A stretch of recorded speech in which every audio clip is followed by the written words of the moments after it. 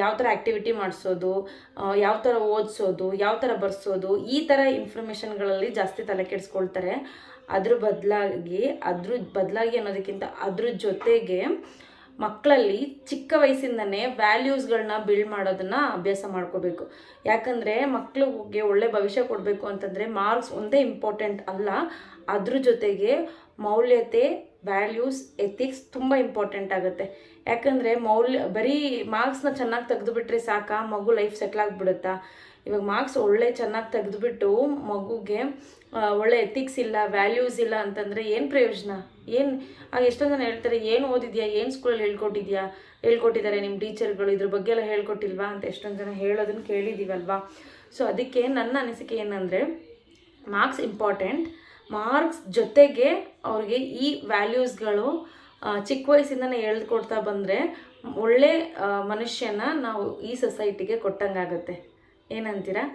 ಯಾವ್ಯಾವ ವಿಷಯಗಳು ಅಂತ ನೋಡೋಣ. ಫಸ್ಟು ಮಕ್ಕಳಲ್ಲಿ ಆನೆಸ್ಟಿನ ಬೆಳೆಸ್ಬೇಕು, ಸತ್ಯ ಹೇಳೋದನ್ನು ಕಲಿಸ್ಬೇಕು. ಏನೇ ಆಗಲಿ, ದೊಡ್ಡ ತಪ್ಪೋ ಚಿಕ್ಕ ತಪ್ಪೋ ಸೆಕೆಂಡ್ರಿ, ನೀನು ಅದನ್ನು ಓಪನ್ ಆಗಿ ಬಂದು ನಿಮ್ಮ ಪೇರೆಂಟ್ಸ್ ಹತ್ರ ಆಗಲಿ, ಟೀಚರ್ಸ್ ಹತ್ರ ಆಗಲಿ ಟ್ರೂತ್ ಹೇಳೋದನ್ನು ಕಲಿಸ್ಬೇಕು. ಸತ್ಯ ಈಸ್ ವೆರಿ ಇಂಪಾರ್ಟೆಂಟ್. ಯಾಕಂದರೆ ಸುಳ್ಳು ಮಕ್ಕಳಿಗೆ ಹೇಳ್ಕೊಡ್ದೇ ಬಂದ್ಬಿಡುತ್ತೆ. ಬಟ್ ಸತ್ಯನ ನಾವು ಹೇಳಿ ಕಲಿಸ್ಬೇಕು. ಏನಾದರೂ ಪರವಾಗಿಲ್ಲ, ಅದು ಏನು ದೊಡ್ಡ ವಿಷಯ ಅಲ್ಲ, ನೀನೇನು ದೊಡ್ಡ ತಪ್ಪು ಮಾಡಿಲ್ಲ, ಇಟ್ಸ್ ಓಕೆ. ಈ ಥರ ಏನೇ ಆದ್ರೂ ಒಂದು ಟ್ರೂತ್ನ ಮಕ್ಕಳಲ್ಲಿ ಹೇಳೋದನ್ನು ಚಿಕ್ಕ ವಯಸ್ಸಿಂದಲೇ ಕಲಿಸ್ತಾ ಬಂದರೆ ಅದು ಅವ್ರಿಗೆ ಅಭ್ಯಾಸ ಆಗ್ತಾ ಬರುತ್ತೆ. ಸೊ ಆನೆಸ್ಟಿ ಇರಬೇಕು ಮಕ್ಕಳಲ್ಲಿ, ಅದು ತುಂಬ ಇಂಪಾರ್ಟೆಂಟ್. ಸೆಕೆಂಡ್ ಪಾಯಿಂಟ್ ಏನಂದರೆ, ಮಕ್ಕಳಲ್ಲಿ ರೆಸ್ಪಾನ್ಸಿಬಲ್ ಆಗಿರೋದನ್ನು ಕಲಿಸ್ಬೇಕು. ಸಣ್ಣ ಪುಟ್ಟ ರೆಸ್ಪಾನ್ಸಿಬಿಲಿಟಿನ ಈಗಿಂದನೇ ಕೊಡಬೇಕು. ಅವ್ರವ್ರ ವಸ್ತುಗಳಿಗೆ ಅವ್ರು ಎಷ್ಟು ಜವಾಬ್ದಾರಿ ತಗೊಳ್ತಾರೆ, ಅವ್ರಿಗೆ ಕೊಟ್ಟಿರೋ ಕೆಲಸನ ಎಷ್ಟು ಜವಾಬ್ದಾರಿಯಿಂದ ಮಾಡ್ತಾರೆ. ಸಣ್ಣ ಪುಟ್ಟ ಟಾಸ್ಕನ್ನ ಮಕ್ಕಳಿಗೆ ಮನೇಲಿ ಕೊಡ್ತಾ ಬಂದಾಗ ಡೆಫಿನೆಟಾಗಿ ಆ ರೆಸ್ಪಾನ್ಸಿಬಿಲಿಟಿ ಅನ್ನೋದು ಮಕ್ಳಿಗೆ ಬರುತ್ತೆ, ಮತ್ತು ಅದೇ ಅಭ್ಯಾಸ ಆಗ್ತಾ ಬರುತ್ತೆ. ಮೂರನೇದು ಗೋಲ್ಡನ್ ವರ್ಡ್ಸ್ ಏನಂತೀವಲ್ಲ, ಅದನ್ನು ಮಕ್ಕಳಿಗೆ ಅಭ್ಯಾಸ ಮಾಡಿಸ್ಬೇಕು. ಒಂದು ಥ್ಯಾಂಕ್ ಯು ಹೇಳೋದು, ಸಾರಿ ಹೇಳೋದು, ಎಕ್ಸ್ಕ್ಯೂಸ್ ಮೀ ಅಂತ ಹೇಳೋದು. ಸೊ ಈ ಇದು ತುಂಬ ಇಂಪಾರ್ಟೆಂಟ್. ಈ ಸ್ಕೂಲಲ್ಲಿ ಹೇಳ್ಕೊಡ್ತಿದ್ದಾರೆ, ಬಟ್ ಇದನ್ನು ಮಕ್ಕಳಿಗೆ ಮನೆಯಿಂದನೇ ನಾವು ಅಭ್ಯಾಸ ಮಾಡಿಸ್ಬೇಕು. ಏನೇ ಒಂದು ವಿಷಯ ತಗೊಂಡ್ರೆ ಆಗಲಿ, ಕೊಟ್ಟರೆ ಆಗಲಿ, ಥ್ಯಾಂಕ್ ಯು ಹೇಳೋದು, ತಪ್ಪಾದರೆ ನಮ್ಮ ಕಡೆಯಿಂದ ಗೊತ್ತೋಗೋದಿಲ್ಲ, ತಪ್ಪಾದಾಗ ಸಾರಿ ಹೇಳೋದು. ಈಗ ಸುಮಾರು ಜನ ಮಕ್ಕಳು ಸಾರಿ ಹೇಳೋದಕ್ಕೆ ಹಿಂಜರಿತಾರೆ. ಯಾಕಂದರೆ ಅವ್ರ ಪ್ರಕಾರ ಸಾರಿ ಅನ್ನೋದೊಂದು ಏನಂತಾರೆ, ಅವ್ರನ್ನ ಕೆಳಗಡೆ ಹಾಕುವಂಥ ವರ್ಡ್ ಅಂತ ಅನ್ಕೊಂಬಿಟ್ಟಿರ್ತಾರೆ. ಸಾರಿ ಹೇಳೋದಕ್ಕೆ ತುಂಬ ಜನ ಮಕ್ಕಳು ಹಿಂಜರಿತಾರೆ. ಅಂಥ ಮಕ್ಕಳನ್ನ ನಾವು ನೋಡಿದ್ದೀನಿ. ಸೊ ಅದಕ್ಕೆ ಸಾರಿ, ಥ್ಯಾಂಕ್ ಯು, ಎಕ್ಸ್ಕ್ಯೂಸ್ ಮೀ ಈ ವರ್ಡ್ಸ್ನ ಹೇಳ್ಕೊಡ್ಬೇಕು. ಇದ್ರದ್ದು ಮೌಲ್ಯತೆ ಏನಿದೆ ಅಂತ ನಾವು ಮಕ್ಕಳಲ್ಲಿ ಈಗಿಂದನೇ ಹೇಳ್ಕೊಡ್ಬೇಕು. ಸಣ್ಣ ವಯಸ್ಸಿಂದ ಹೇಳ್ಕೊಂಡ್ರೆ ಡೆಫಿನೆಟಾಗಿ ಅದು ಅವ್ರಿಗೆ ಅಭ್ಯಾಸ ಆಗ್ತಾ ಬರುತ್ತೆ. ದೊಡ್ಡವರಾದಾಗ ಅದು ಅವ್ರಿಗೆ ಇನ್ಬಿಲ್ಟ್ ಆಗೋಗ್ಬಿಡುತ್ತೆ, ಯಾಕಂದರೆ ಅವ್ರದ್ದು ಅಭ್ಯಾಸ ಆಗಿರುತ್ತಲ್ವಾ. ಸೊ ಅದಕ್ಕೆ ನೆಕ್ಸ್ಟ್ ಫೋರ್ತ್ ಪಾಯಿಂಟ್ ಏನಂದರೆ ಶೇರಿಂಗ್. ಸುಮಾರು ಜನ ಮಕ್ಕಳಲ್ಲಿ ಶೇರಿಂಗ್ ಹ್ಯಾಬಿಟ್ ತುಂಬ ಕಡಿಮೆ ಇದೆ. ತುಂಬ ಅವ್ರವ್ರ ವಸ್ತುಗಳಲ್ಲಿ ಪೊಸೆಸಿವ್ನೆಸ್ ಆಗಿಬಿಡ್ತಾರೆ, ಶೇರಿಂಗ್ನೆಸ್ ಇರೋದೇ ಇಲ್ಲ. ಮ್ಯಾಕ್ಸಿಮಮ್ ಮಕ್ಕಳಲ್ಲಿ ಈ ಪ್ರಾಬ್ಲಮ್ ಇದ್ದೇ ಇರುತ್ತೆ. ಅದಕ್ಕೆ ಚಿಕ್ಕ ವಯಸ್ಸಿಂದನೇ ಮಕ್ಕಳಿಗೆ ಶೇರ್ ಮಾಡ್ಕೊಳ್ಳೋದನ್ನ ಹೇಳ್ಕೊಡ್ಬೇಕು. ಯಾವುದೋ ತಿನ್ನೋ ವಸ್ತು ಆದರೂ ಆಗಲಿ, ಆಟ ಆಡೋದಕ್ಕೆ ಟಾಯ್ಸ್ ಆಗಲಿ, ಬುಕ್ಸ್ ಆಗಲಿ, ಏನೇ ವಸ್ತುಗಳನ್ನ ಶೇರ್ ಮಾಡಿಕೊಂಡು ಆಟ ಆಡೋವಂಥದ್ದು. ಪೊಸೆಸಿವ್ನೆಸ್ ಬೇಡ, ಜಗಳ ಬೇಡ, ಶೇರ್ ಮಾಡ್ಕೊಂಡು ಆಟಾಡಿ, ಒಟ್ಟು ಕೂತ್ಕೊಂಡು ಆಟಾಡಿ, ಈ ಥರ ವಿಷಯಗಳನ್ನ ನಾವು ಮಕ್ಕಳಿಗೆ ಸಣ್ಣ ವಯಸ್ಸಿಂದನೇ ಹೇಳ್ಕೊಡ್ತಾ ಬರಬೇಕು. ಆವಾಗ ಅದು ಅವ್ರಿಗೆ ಅಭ್ಯಾಸ ಆಗುತ್ತೆ. ನೆಕ್ಸ್ಟ್ ಬಂದು ಹಾರ್ಡ್ ವರ್ಕಿಂಗ್. ಏನೋ ಒಂದು ಕೆಲಸ ಮಾಡಿರ್ತಾರೆ, ಅದು ಆಗಿರಲ್ಲ, ಇಟ್ಸ್ ಓಕೆ, ಆಗಿಲ್ವಾ, ಇನ್ನೊಂದ್ಸಲಿ ಟ್ರೈ ಮಾಡು, ಬರುತ್ತೆ, ಮಾಡುತ್ತೆ ಅನ್ನೋ ಆ ಥರ ಆ್ಯಟಿಟ್ಯೂಡ್ ನಾವು ಕೊಡಬೇಕು. ಒಂದ್ಸಲಿ ಯಾವುದೋ ಒಂದು ಮಾಡೋಕ್ಕಾಗಿಲ್ಲ, ಒಂದು ಕೆಲಸನ ಅವ್ರು ಮಾಡೋಕ್ಕಾಗಿಲ್ಲ ಅಂದ ತಕ್ಷಣ ಹಾಗೆ ಎಲ್ಲ ಮುಗ್ದೋಯ್ತು, ನನ್ನ ಕೈಲಿ ಆಗಲ್ಲ, ಈ ಥರ ಬಿಹೇವಿಯರ್ ಬರಬಾರ್ದು.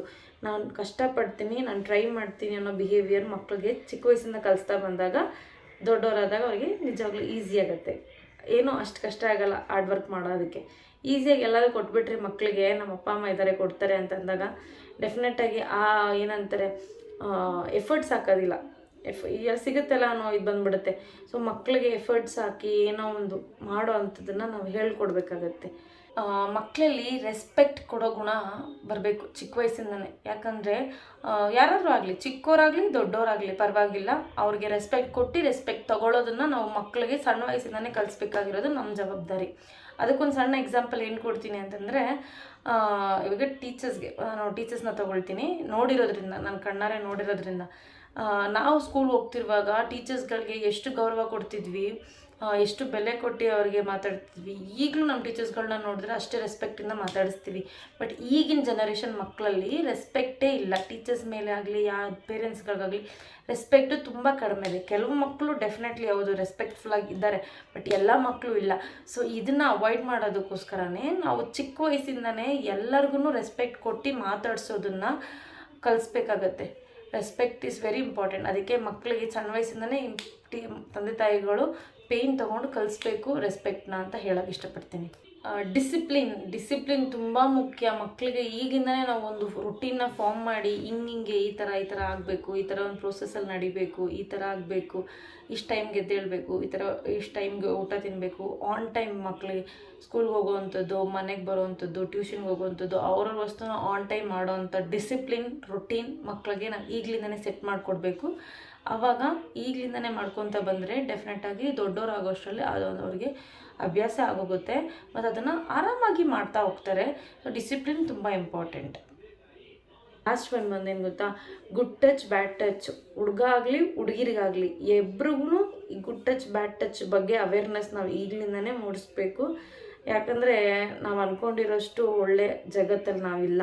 ಸೊ ಅದಕ್ಕೋಸ್ಕರ ಎಲ್ಲ ವಿಷಯಗಳನ್ನೂ ಮಕ್ಕಳಿಗೆ ಹೇಳ್ತಾ ಬರಬೇಕು, ಬೆಳೆಸೋಣ. ಚಿಕ್ಕ ವಯಸ್ಸಿಂದನೇ ಬೆಳೆಸ್ತಾ ಬಂದಾಗ ದೊಡ್ಡವರಾದಾಗ ಅದನ್ನು ಅಳವಡಿಸ್ಕೊಳ್ಳೋದಕ್ಕೆ ಅವರಿಗೆ ಕಷ್ಟನೇ ಆಗಲ್ಲ. ಯಾಕಂದರೆ ಫಸ್ಟಿಂದನೂ ಅಭ್ಯಾಸ ಮಾಡ್ಕೊಂಬಂದಿರ್ತಾರಲ್ವಾ. ಸೊ ಅದಕ್ಕೆ ಈ ವಿಡಿಯೋ ಮುಖಾಂತರ ನಾನು ಏನು ಹೇಳೋಕ್ಕೆ ಇಷ್ಟಪಡ್ತೀನಿ ಅಂದರೆ, ಜಸ್ಟ್ ಮಾರ್ಕ್ಸ್ ಎನಫ್ ಅಲ್ಲ, ಮಾರ್ಕ್ಸ್ ಒಂದೇ ಇದಲ್ಲ, ಅದ್ರ ಜೊತೆಗೆ ಒಳ್ಳೆ ಮನುಷ್ಯನ, ಮಾನವೀಯತೆ, ಹ್ಯುಮ್ಯಾನಿಟಿ ಇರೋವಂಥ ಮನುಷ್ಯನ ನಾವು ಪೇರೆಂಟ್ಸ್ ಆಗಿ ಬೆಳೆಸಬೇಕು ಅಂತ ಈ ವಿಡಿಯೋ ಮುಖಾಂತರ ಹೇಳೋಕ್ಕೆ ಇಷ್ಟಪಡ್ತೀನಿ. ಈ ವಿಡಿಯೋದಲ್ಲಿ ನಾನು ಶೇರ್ ಮಾಡಿರೋ ಇನ್ಫಾರ್ಮೇಷನ್ ನಿಮಗೆ ಸ್ವಲ್ಪನಾದರೂ ಇಷ್ಟ ಆಗಿದ್ದರೆ ನನ್ನ ವಿಡಿಯೋಗೊಂದು ಲೈಕ್ ಕೊಡಿ, ನನ್ನ ಚಾನಲ್ನ ಸಬ್ಸ್ಕ್ರೈಬ್ ಮಾಡ್ಕೊಳ್ಳಿ. ಇನ್ನೂ ಇಂಥ ಇನ್ಫಾರ್ಮೇಷನ್ ಜೊತೆಗೆ ನಿಮ್ಮ ಮುಂದೆ ಬರ್ತಿರ್ತೀನಿ. Happy parenting, take care.